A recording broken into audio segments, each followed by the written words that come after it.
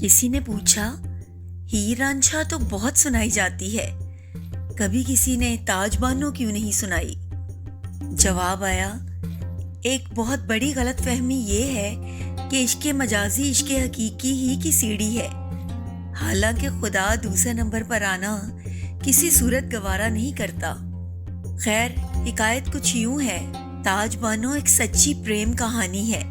تاج لٹھ باز کے نام سے مشہور بہت بڑا ڈاکو تھا۔ وہ صرف بڑے خزانوں کا شکاری تھا۔ دوران واردات کسی آنکھ میں مزاحمت نظر آتی تو گولی نہ چلاتا، بندوق لٹھ کی طرح دے مارتا۔ حسین چہرے تاج کی کمزوری تھے۔ ان دنوں ایک کھرب پتی تاجر کی نور نظر مہربانوں کے قیامت خیز حسن کی دھوم تھی۔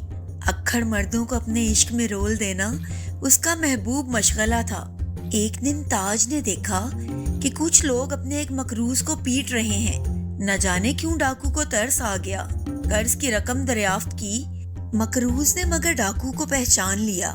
کہنے لگا، بس کچھ مہلت لے دو، حرام مال سے مگر قرض نہیں چکاؤں گا۔ حیرت زدہ ڈاکو نے کہا، تو اس خدا کے حرام حلال میں پھنسا ہے جو سرے بازار تجھے پٹوا رہا ہے؟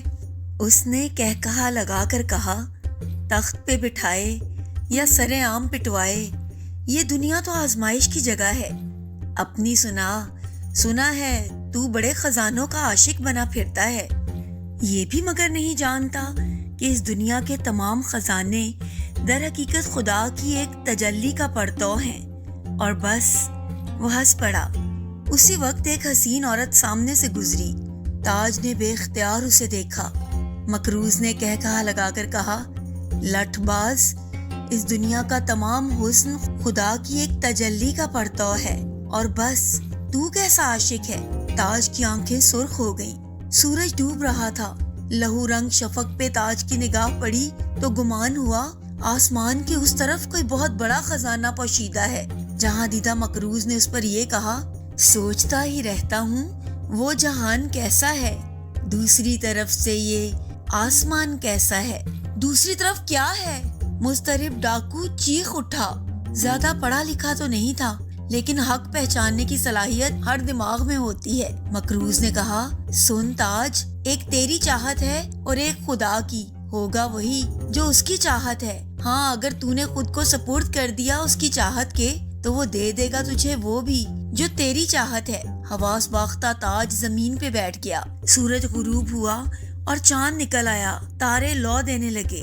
تاریخ میں پہلی بار مظاہر فطرت ایک ڈاکو سے ہم کلام تھے۔ کئی دن تاج خدا کے بارے میں سوچتا رہا، مگر افسوس کہ ایک دن ایک بڑے خزانے کی خبر آئی تو خود کو تھام نہ سکا۔ یہ مہربانوں کے باپ کا گھر تھا۔ ڈاکو کے لٹنے کا دن آ پہنچا تھا۔ ڈاکوؤں نے سب مال اسباب باندھ لیا۔ ادھر مہربانوں کی آنکھیں خمار آلود تھی۔ لٹھ باز جیسا شکار خود چل کے آ جائے گا، کبھی نہ سوچا تھا۔ ڈاکو پلٹنے لگے تو یکدم وہ آگے بڑھی اور نقاب الٹ دیا۔ تاج نے پلک جھپکنا چاہی، ناکام رہا۔ ایسا حسن کبھی دیکھا نہ سنا۔ وہ مسکرائی۔ ڈاکو کے کان میں مہربانوں نے سرگوشی کی، تاج، تم یہ سب چھوڑ کیوں نہیں دیتے؟ آؤ ایک نئی زندگی شروع کریں۔ بمشکل تمام تاج نے اپنی آنکھیں بند کی، مگر ہنوز وہ نشے میں تھا۔ سوچنے لگا، ڈاکہ زنی چھوڑ دوں، سچی توبہ اور ایک نئی شروعات، نیکی کا راستہ۔ ڈاکو مگر تھا سچا۔ اندر سے آواز اٹھی، یہ کیسی توبہ ہے جو خدا کی بجائے ایک حسین عورت کی بارگاہ میں ہو رہی ہے؟ عشق حقیقی کا جو بیج مکروز ہو گیا تھا، اس پہ سچائی کی بوند گری، بوٹا پھوٹ پڑا۔ کہاں خدا کی محبت جو خالق ہے، کہاں عورت کی محبت جو مخلوق ہے؟ حق واضح ہونے لگا۔ بند آنکھوں سے تاج نے مہربانوں کی خوبصورت جلد کے نیچے خوفناک گوشت، آنتیں اور ہڈیاں دیکھیں۔ اچانک پھر لہو رنگ شفق لہرائی۔ خزانوں کا خزانہ۔ بند آنکھوں نے بے تابی سے اوپر کی طرف دیکھا۔ قریب تھا کہ آسمان کے دوسری طرف دیکھ لیتا، مگر بے تاب مہربانوں نے زور سے اس کا ہاتھ دبایا۔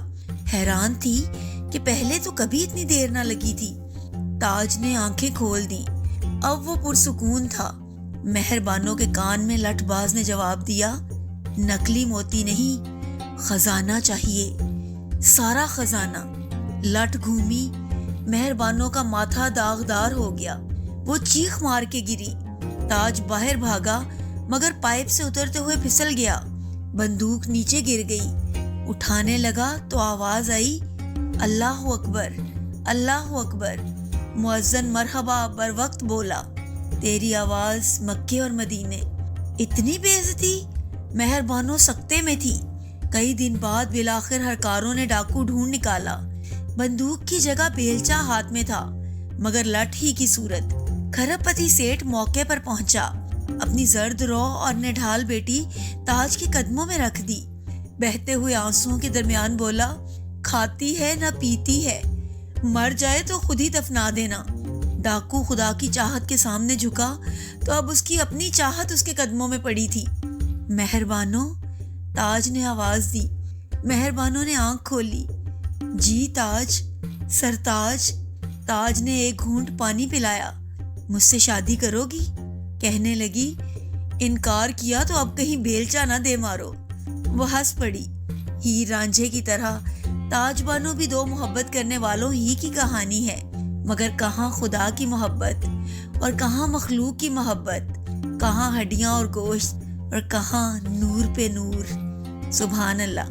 امید ہے آپ کو آج کی ہماری کہانی پسند آئی ہوگی. ایسی ہی دلچسپ کہانیاں سننے کے لیے پلیز ہمارے چینل کو سبسکرائب کیجیے.